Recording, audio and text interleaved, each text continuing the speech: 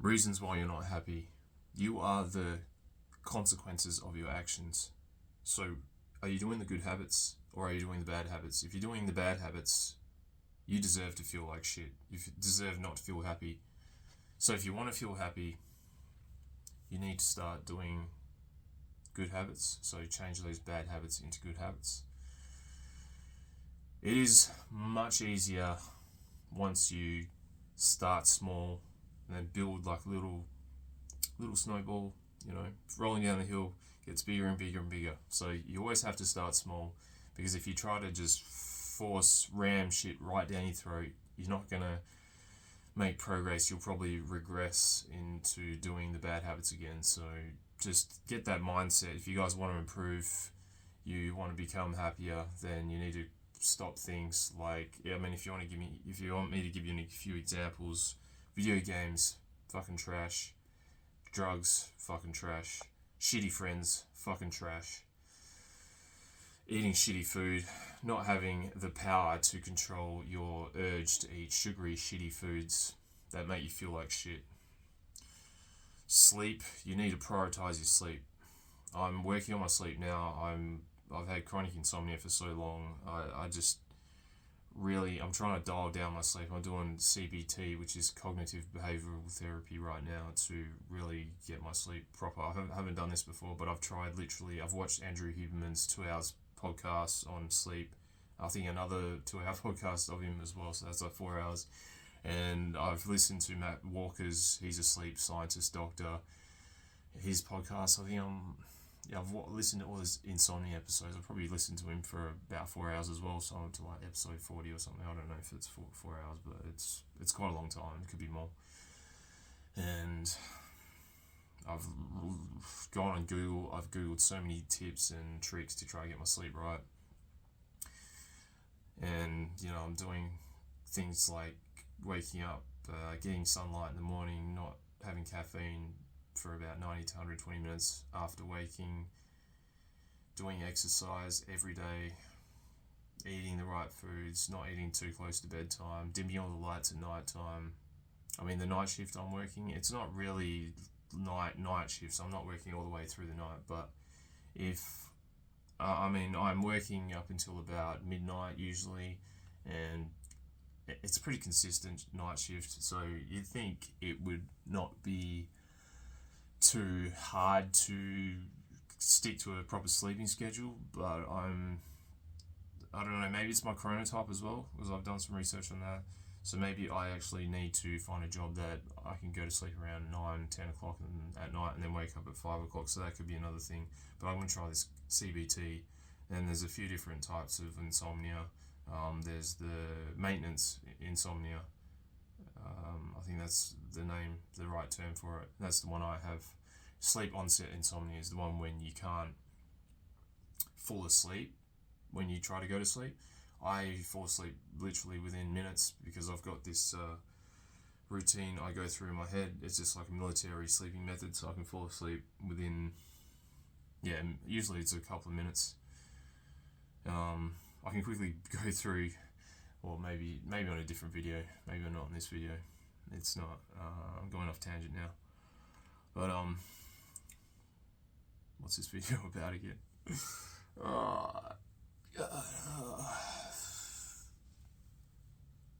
Oh yeah, why you're not happy? Yeah, so you want to be stopping all the shitty habits, getting your sleep right. Make sure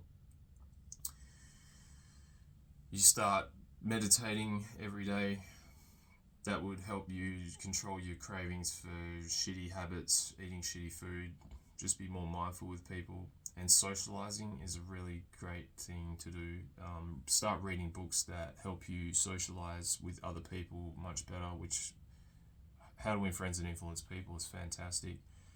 If you're into looking out for a relationship, or you're in a relationship, definitely use The Way of the Superior Man. I didn't discover this book when I was in a relationship, and my relationship was fucking trash. I didn't realize it at the time, but I was really a shitty husband, a shitty partner.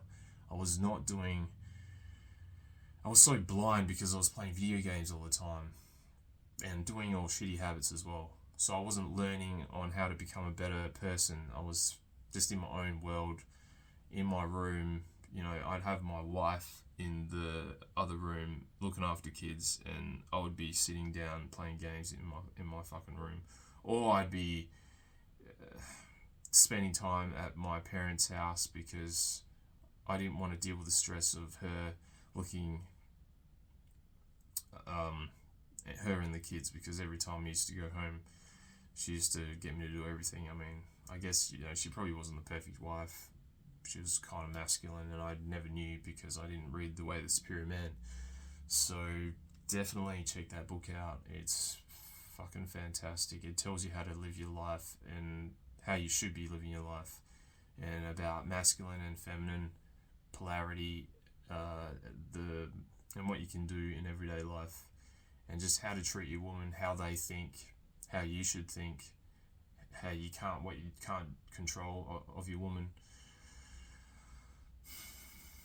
You should be praising them all the time. Just know that, and also, just live as if your father was dead. Have a purpose. Breathing techniques. Breathing is so important. I'm definitely not breathing. I should be breathing fully into my belly and through my solar plexus, and not through my chest all the time. I have a reminder on my phone and my watch to do that, but it's something I'm definitely working on, and I think a lot of people, you have to be thinking about it to be doing it, in my opinion. So you can't be doing it all the time. I mean, it would be fantastic if you made it a habit and you could do it literally all the time. I think that would be absolutely amazing if you could fully breathe instead of doing shallow breaths all the time. So that's also another thing that can help with being happy, breathing techniques. And definitely, if you're a man, you probably are because you're watching this, testosterone, you want to boost that, so get lots of sunlight.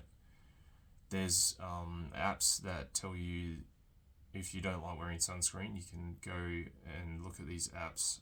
Mine's the BOM Bureau of Meteorology in Australia, and it tells you the UV rating. So you should usually say sun protection is recommended between certain hours, but if you say get a lot of sunlight before those hours without sunscreen, obviously don't get burnt, because that's an indicator that you're getting too much sunlight.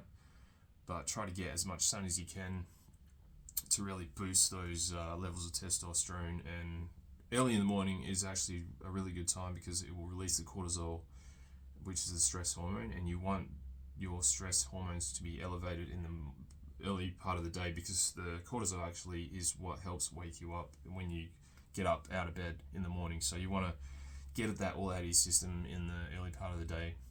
And exercise, if I didn't mention that already, that is incredibly important to be happy. Cardio makes you feel good, but obviously everything in like baby steps. So you just want to maybe just do 1 minute, literally 1 minute of walking. If you don't do any exercise, literally just do 1 minute every day. Early in the day is the best time of the day to build those good habits. So you want to be building those good habits within the first 8 hours of the day. You want to feel really good as well. So you want to make sure you've got the best mindset to start building these habits. And to do that is just to increase your dopamine, increase your adrenaline, increase the rate at which your dopamine releases in the morning. So caffeine actually does this. But if you have cold showers or just any type of cold exposure, ice baths is the most extreme version of it, but cold showers usually, if you start with that, just don't go into a straight cold shower if you're not used to it, because people can have heart attacks. So just go with a tap, just turn it to the cold until you can actually tolerate it. And when you get to a point where it feels like, I want to get out of here, but I could probably stay in here for like 30 seconds, because 30 seconds is all you really need for a cold shower, based on scientific studies I've learned from Andrew Huberman. Just go full cold shower. Eventually, when you can get to the full cold shower, just 30 seconds to 1 minute is all you need for a while. And that's what I've been doing for the last month or so. So it's fantastic stuff. It increases your baseline dopamine. So this is the good dopamine. It lasts for up to 6 hours, and it's like dopamine. So just say you play video games, right? You get a massive spike of dopamine, and then it will come crashing down. So that's the bad type of dopamine. It's like if you're taking drugs, right? So methamphetamine actually increases the rate of your dopamine release. I think it's about 10 times the normal amount. So you would just go straight up, and then you'll just crash right down. So you want to keep the dopamine levels to be elevated at the baseline is the ideal way, and cold showers, cold exposure will do that for you. So yeah, get that cold exposure. One sec. Try to go to sleep at the same time and wake up at the same time every day, even if you have a late night on the weekend. Just keep your sleep schedule the same, so just keep waking up at the same time every day. Hopefully you don't have insomnia, but if you do, definitely try CBT. CBTI is basically stands for Cognitive Behavioral Therapy for Insomnia, and there's a few different techniques. You can Google those. Keep the lights really dim in the evening, and there are sleep supplements you can take as well. I've got a video actually on sleep supplements, or just ways to optimize your sleep, or you can look at Andrew Huberman's podcast, because that's literally what I looked at, and I summarized his whole podcast. But yeah, you also, dopamine detox is pretty important as well. So you want to be limiting or eventually cutting out all the social media, the video games, like entertainment. It kind of sounds like monk mode, but I think you have to go pretty extreme if you want to be the happiest you want to be. And definitely have a purpose as well. If you're a guy, you need a purpose, otherwise you'll just feel depressed. I mean, you might be able to go a couple of weeks without a purpose, but you definitely need to find a purpose after, a couple of weeks.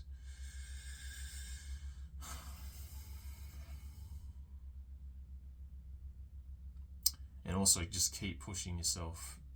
Do things that you fear, right? So, I mean, I'm not perfect with this, but I'm currently looking for a partner, girlfriend, and while I have been rejected so many times, there was a time last night where I should have talked to this girl, but I mean, it was at work, and it was, I drive a bus, and she was getting off the bus, and there were other passengers. So, but I feel like a little bitch though for not talking or saying something. I mean, I did talk to her, but I didn't. I just said, see you later or something when she left. But you got to do the things that you fear, bro. Otherwise, you feel like shit. I mean, I feel like shit from that incident today. So I know the next time I go and see a girl I want to ask out, I'm gonna fucking do it. I'm just put the blinders on, don't think, and just go out there and just fucking ask them. Just say something. Like, at least, I mean, even if it sounds like shit, just say something, because you'll feel better if you actually said something than not saying anything. Just yeah. Anyway, I feel like my purpose, and I enjoy making videos, so it's kind of my purpose. But I'm looking to get back into bodybuilding, because I feel like my muscles are turning into fat, because I used to do 6-day split push-pull legs, but I'm only doing 1 day a week now. But anyway, be happy, love you.